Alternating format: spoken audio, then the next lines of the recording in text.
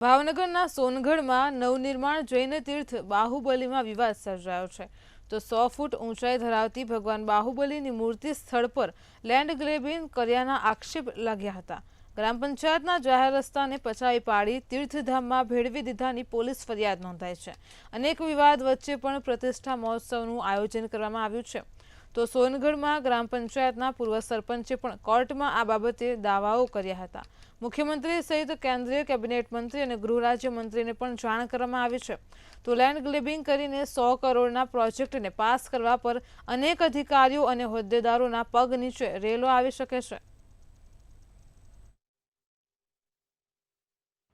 દિગંબર જૈન સ્વાધ્યાય મંદિર ટ્રસ્ટ દ્વારા જે જાહેર રોડનું લેન્ડ ગ્રેબિંગ થયું છે તે આખા કૌભાંડને ઉજાગર કરવાની કોશિશ કરેલ છે।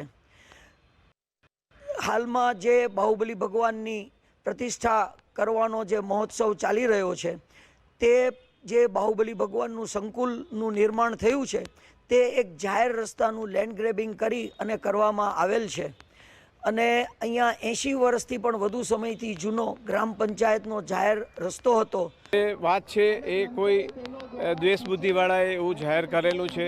અમારી પાસે ગ્રામ પંચાયતનું પણ સર્ટિફિકેટ છે અને બધા અમારી પાસે મેપ ને કમ્પ્લીટ ક્લિયર છે કે એમાં એવું કાંઈ છે જ નહીં। અમારી પાસે એ ગ્રામ પંચાયતનું સ્ટેમ્પ સાથેનું છે, અમારી પાસે એના પાસેના આધારભૂત બધા જ માહિતીઓ છે, કાગળો છે ને એમણે જ્યારે કોઈ પણ જણ ફરિયાદ કરે ત્યારે સ્વાભાવિક છે કે એને ફરિયાદ હાથ લઈને એની તપાસ કરવી પડે, એમની ફરજ છે। એમણે એ રીતે તપાસ કરેલી છે।